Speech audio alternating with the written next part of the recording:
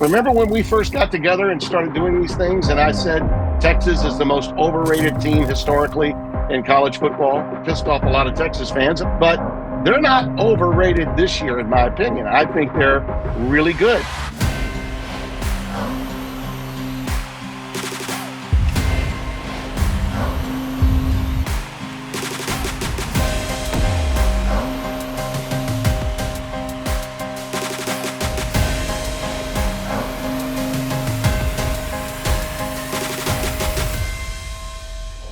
We have arrived once again at Monday, but don't worry, Crain & Company's here to make it better. We appreciate you guys watching, listening, however you consume our content. Without you, there is no us, and we really, really appreciate it. Got a great show for you today as SEC Media Days has wrapped up.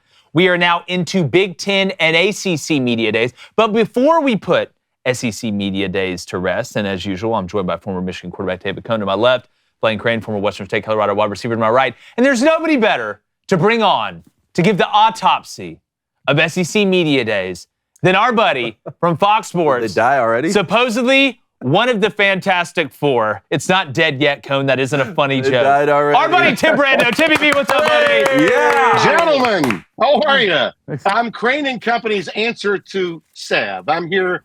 If you've got an open wound, just rub a little Timmy B on it, and hopefully it'll close up soon. That's definitely. It's like when they used to sell elixirs back in the day in the Wild West. Like anything with Timmy B's face on it. Just it's that tough acting, Tinactin. That tough acting, Tinactin. Boom! Absolutely. Tough acting, Tim acting. Yeah, there you go. Yeah, from the same state that gave you Boudreaux's butt paste, I might add. Wow. Yes. So there you go. My goodness. Yes. Nobody's nothing like some good old Boudreaux's butt paste. They mix the gumbo in it. It does. It does. Yeah. Timmy B, I want to bring up the poll.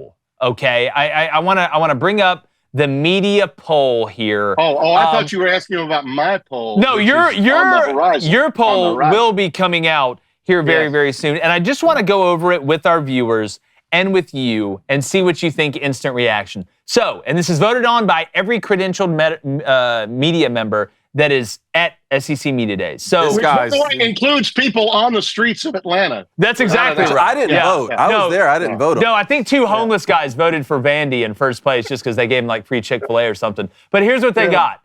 Texas 1, Georgia 2, Bama 3, LSU 4. Having trouble seeing. South Carolina 5, Florida 6, Ole Miss 7, A&M 8, Tennessee 9, Oklahoma 10, Auburn 11, Missouri at 12, Vandy at 13, Arkansas at 14, Kentucky at 15, and Mississippi State bringing up the rear at 16. Just your initial thoughts, Timmy B. Give me one thing you like the most. Give me one thing you dislike the most.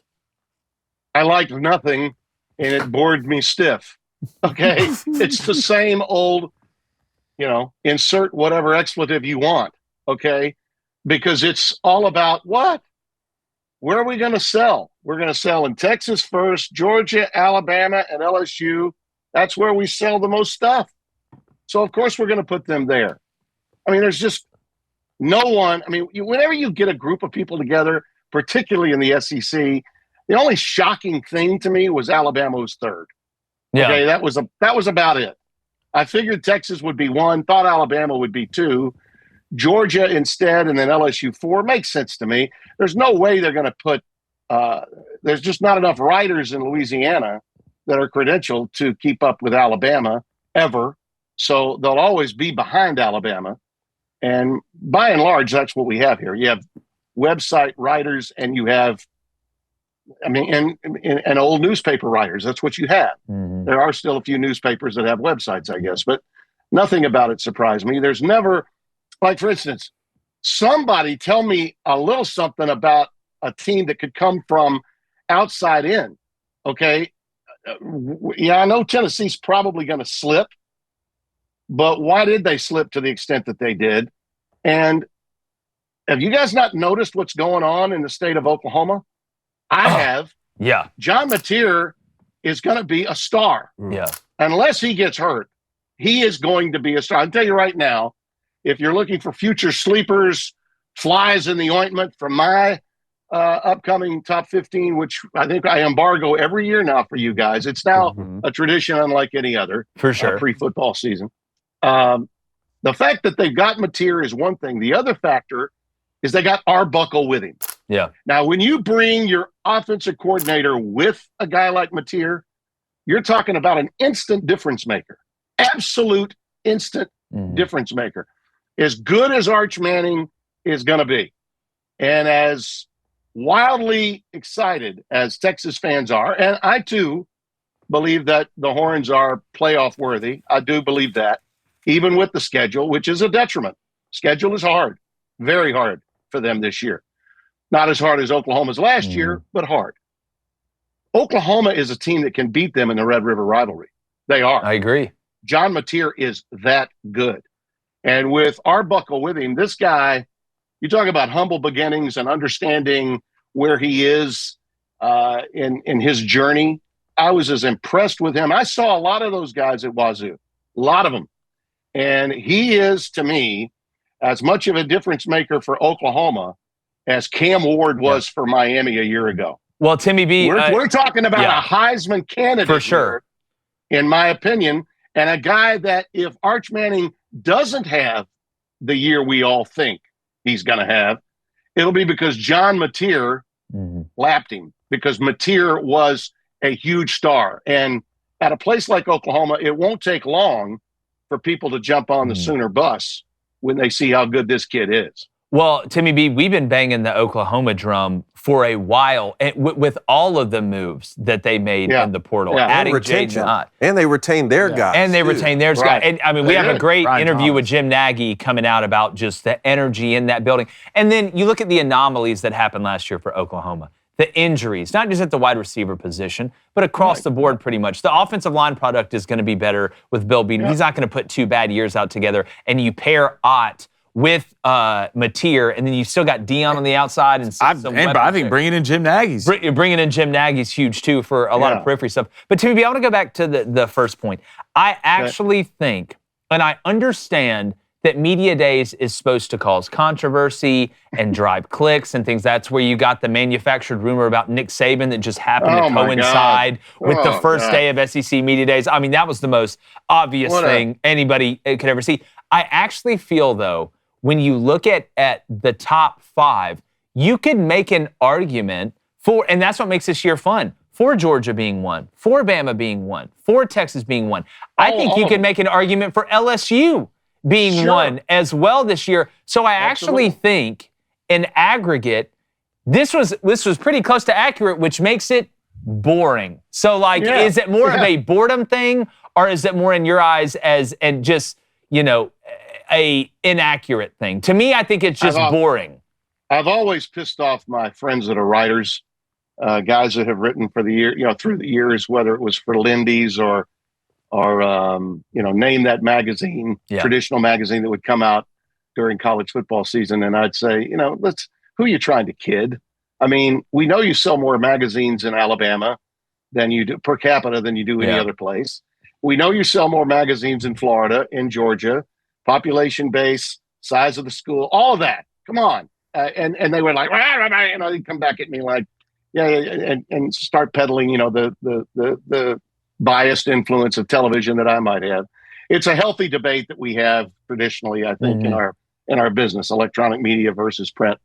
But I think it's all accurate, but you're right. It's boring. And none of those guys are willing to step out. And yes, it's going to be traditionally biased. So if you just look at where those credentials were credentialed to, that in essence is the bottom line. Now, the big proliferation of Texas love this quickly since they joined the league is there because Texas has they got the money, they got the hooch, they got the players. They've got everything that you need to have, although the schedule, I think, is going to be a problem. I don't think they have to win the Ohio State game, but boy, will it be a better quality of life for Sark if they do. Same really for Brian Kelly. I think the Clemson LSU game is actually a more important game than Texas Ohio State because of what's happened in recent years to both Dabo Swinney and Brian Kelly.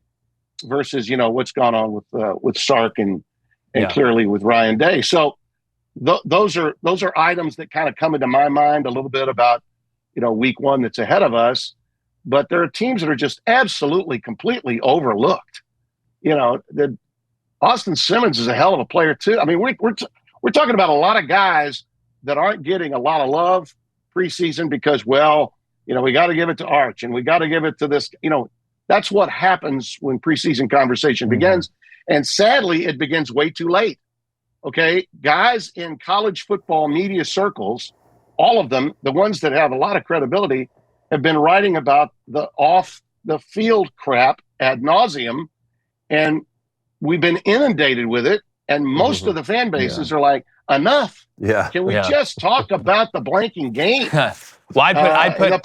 And the players that are playing it. Yeah, I'd put Marcel Reed and A&M in another category that I don't think enough. I think people forget they were a play away from playing in the conference championship game last year. You win that one, you make the playoff. Yeah, for sure. Yep. Big thanks to our friends over at Bearskin for sponsoring today's show. Now, they sent us their Heavy Storm rain jacket and hoodie combo, and after testing it out in the rain earlier, literally in Ireland, where rain was invented, I can confidently say this is the best 3-in-1 rain jacket that I've ever owned. It's the best one out there. It actually folds down into its own stash pocket as well, so it takes up almost no space in your backpack or pocket, and it is a total game changer in heavy or light rain. It's a dual threat player. It's basically the Lamar Jackson of raincoats. Now, this thing is fully waterproof. That's because it's got fully taped seams, silicone sealed zips, and adjustable cuffs, and the hood is designed to not allow any water near that beautiful, perfect face of yours. And it's not just any old jacket. It's also got 5 waterproof pockets, so all your gear stays dry. Whether you're hiking, fishing, biking, or heading off to the tailgate and the weather isn't great, make sure this is the one crucial rain jacket that you have, and it's the one you need. And here's the best part. It actually zips into the Bearskin hoodie, turning both into a 3-in-1 all-weather system. It's like a transformer. So your fleece stays warm and dry underneath. You stay comfortable and dry on the outside. And when you order your Bearskin rain jacket, you'll get fast delivery and free shipping from within the United States. So to get yours for 60% off, that's more than half. It's more free than it isn't. Just text Crain, that's C-R-A-I-N, to 36912. Even if you're busy right now, we don't care. Text Crain, C-R-A-I-N, to 36912, and they'll send you a link so you can lock in your discount for later. So if you go outdoors, rain or shine, text Crain, that's C-R-A-I-N, to 36912 and get 60% off the best rain jacket on the market. I hear everything you're saying about market size bias. That aside, though, is LSU undervalued right now, or are they not a top 3 team in this league? I think they're undervalued. And I think they're undervalued because, they haven't won the big games yet to open the season. Now, this is like an albatross. This is like a monkey, a baboon on the shoulders of Brian Kelly. And this one's going to be even more difficult for him to get. I don't expect LSU to beat Clemson. I don't. I think Clemson is a national championship contender. I mean, and I don't mean sleeper contender. I mean, they were in the playoff a year ago. Klubnik is, if Nussmeier's the best returning quarterback in the SEC, if he were in the ACC, I'm not so sure we'd say that because Klubnik is there, in terms of returning quarterback. All right. I don't know that we'd say that. I'd take Klubnik over Nuss. I'd take Klubnik over Nuss. It would be a healthy debate, would it not? I mean, it'd be a healthy debate. You could say in the SEC, I get that. But if you include the ACC in the argument, and then Clemson's going to suddenly get a lot better from a defensive standpoint this year. And Dabo, after being so hard-headed about the portal, has now dipped in. And I think Mike Gundy is probably saying over in Stillwater, I guess I'm a year, maybe 2 years away from being where Dabo was because I better get there in a hurry. Yeah. The culture at places like Oklahoma, despite their record last year, I want to go back to them for just a second, if you don't mind. It's not like he's not had as horrible a year as people realize if you throw in that bludgeoning of Alabama at the end of the season. The campus rested a little bit. All right. He's okay. He's got a quarterback. He's got an offensive coordinator. He's addressed the issue. I think that Arbuckle is as transformational to Oklahoma offensively as Mike Leach was when Stoops hired him, when he got the job. and helped get them to a national championship in 2000. I think it's that transformational. Is I really Oklahoma do. better than Texas, Timmy B? Is Oklahoma better than Texas? At the No, end of the not- year, are they better? Is their record the same or better? It could be the same. It's not going to be better.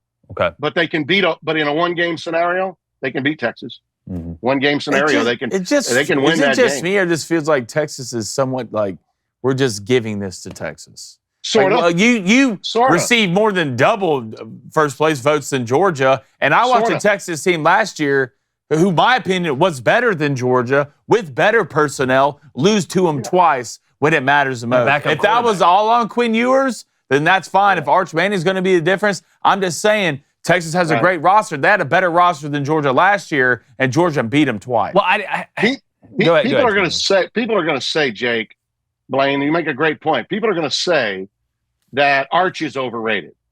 Okay, a lot of the media is already saying that. Well, I don't know. I mean, I really don't know if he's that good. I mean, that's been said about him since the moment he left Newman and got on campus at Texas. Maybe a lot of it was because he didn't go to Tennessee, he didn't go to Ole Miss, he didn't go to Georgia, he didn't go to Alabama. Maybe that's part of it. But the other part of it is he's Arch Manning. And so there's a bias towards the Manning family because they are considered the first family of football, college and pro. All right. So there's a negative connotation attached to some quadrants of sports media and general media in this country. But remember when we first got together and started doing these things, and I said Texas is the most overrated team historically in college football? Now, I've pissed off a lot of Texas fans, and I have for years by saying that. But they're not overrated this year, in my opinion. I think they're really good, just as they were a season ago. But if you're going to match who's overrated, Arch or Texas, I think it's Texas in terms of the kind of love they're getting now. Yeah. Okay, I think Arch is the goods. Arch Manning is the goods. If they had played him, if Sark had played him late in that game with Ohio State, the outcome might have been different. Then why didn't That's he true. though? Yeah, why I didn't, really believe. Why didn't he play him in more packages in the bigger games if he were that big of a difference maker? I think because Steve is part of his makeup is of NFL quality as an offensive coordinator. And in the NFL, once your guy is your guy, you stick with that guy.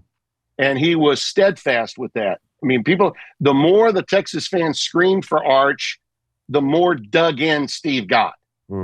That's a quality that you see a lot in NFL offensive coordinators. So stubbornness.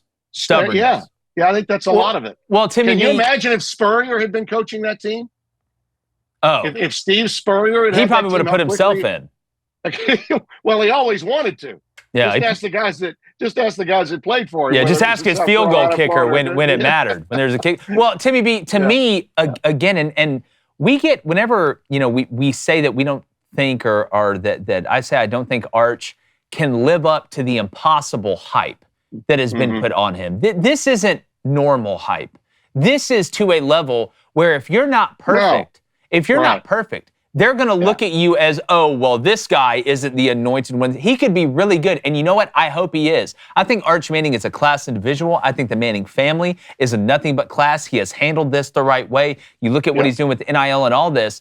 But at the end of the day, there is still so much that is unproven. And the hype is so high, he could have a really, really good year. And if Texas goes 10-2 or 9-3, and they don't win a national championship, you have some of these lunatics that are like, oh, he's a bust. He's not very good. Yeah, I just wonder if you're Texas and you're 9-3, and you may not have the type metrics that maybe a 10-2 team out of the Big Ten has, or a certain. How much does Arch Manning help get them in the playoff? Even though it's big, bad Texas, could you imagine Arch Manning going on the road or hosting a playoff game in the first round, just the amount of eyeballs that'll be on that? Yeah. I don't think that's the right way to go about it, but I get it's a business to me. I think it's about him staying healthy.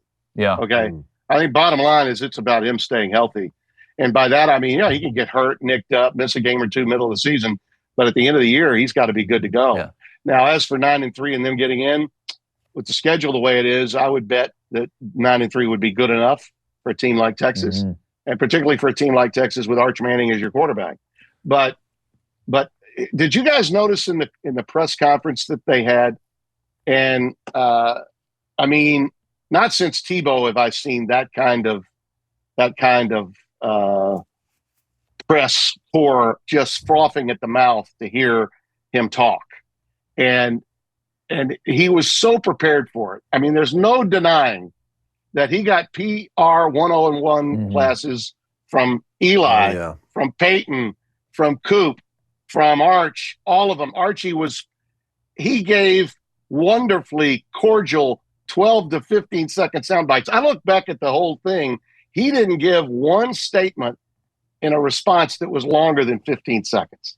Perfect sound bites. Yeah. Didn't say anything that would be deemed controversial, but said it with a smile on his face and unquestionably not unnerved by anything. Like, keep bringing them, and I'm going to keep giving you pablum. I'm going to give you nothing. It was like that scene out of Major League when, or the scene out of Bull Durham when Costner is talking to Luke LaLoosh and he's saying, "Here's what you say, okay?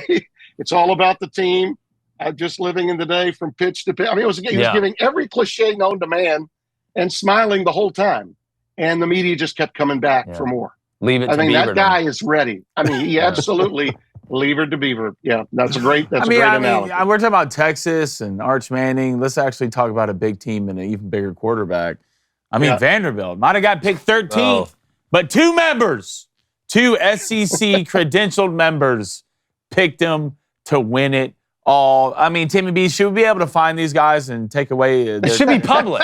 It should be public. Why do we not make it public? You're not picking between communism and fascism, in the middle of the square. Picking Bama, Georgia. Maybe a little bit. But like, why is it not public? That's a great question. We need to ask the SEC that. Why not make it public? I mean, the same reporters are crying to have the College Football Playoff Committee meetings open to be transparent. Why can't we do that with? I'll tell you who I voted for. Yeah, as good as the quarterback was, though, I'm talking about the opposite of Manning. Vanderbilt's guy was awesome. I mean, that was awesome for us. In the media. Which, I mean, you know what? I love that kid. Look what that kid did for them. Last year. So he was enjoying. They're going to be hunting him. They're going to be say that because, hey, Tim, the Vanderbilt football stock has never been higher ever. And what do you do with a stock that's really, really high that's about to crater this season? You sell it. I'm selling the Vanderbilt football stock. Yeah, well, you're sneaking up on no one. You go to Tuscaloosa and you go to Austin. They're out here running their mouths like they've won something and they're going to run the state of Tennessee. I am selling the stock, brother. Well, were it not for Clark Lee being Clark Lee, the kind of guy that he is, you'd hear some media probably saying that, and they're not saying it because they don't want to touch a guy that's as likable. Yes, and his dad Clark too. Lee We is. met his dad. Oh God, yeah. We met his father. Such a good dude. Yeah. Well, and by the way, what they did last year was, I thought, for the most part, swept under the rug. I mean, they should have gotten a lot more love last year than they did. Now, it tailed off at the end, just as it would for a lot of teams that are upstarts, not named Vanderbilt. Okay, you're not going to sustain it over time, but they damn sure were competitive the rest of the way, even though they didn't get as many W's as maybe some were predicting after they beat Alabama. Well, speaking of touching guys, Blaine, when you look at Auburn this year, I know you're not confident. That's wild. Timmy B, what? It's a segue. Grow up. Timmy B, give me your thoughts on Auburn. All right, Timmy. You've never seen you speechless. I've never seen you speechless. Is it that bad? Perfect. Are we that good? Oh, no, right. Timmy B. Well, I'm really excited for Hugh's golf game. I think it's going there we go. Wow. really well. I love his turn. It's a little bit of he's got a little bit of a Jim Furyk thing going on with his backswing, but he gets that club head square right as he comes through the impact zone.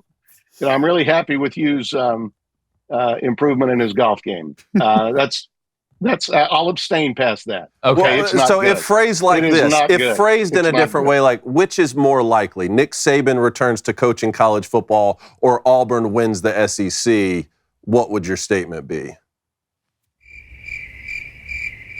How about Nick going to Auburn? How do we start that rumor? Look, Don't get these guys started. if that were to happen, you think geopolitics is bad now? Oh God. my God. If that happens, we're cooked. Like we're cooked.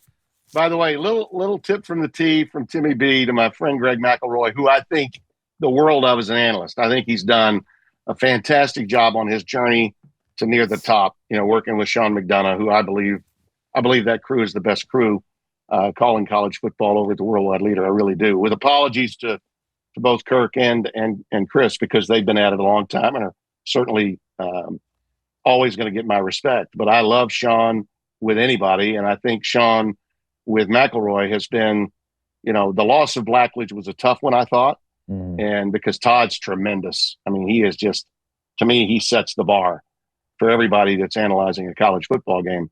But Greg's done a great job with Sean.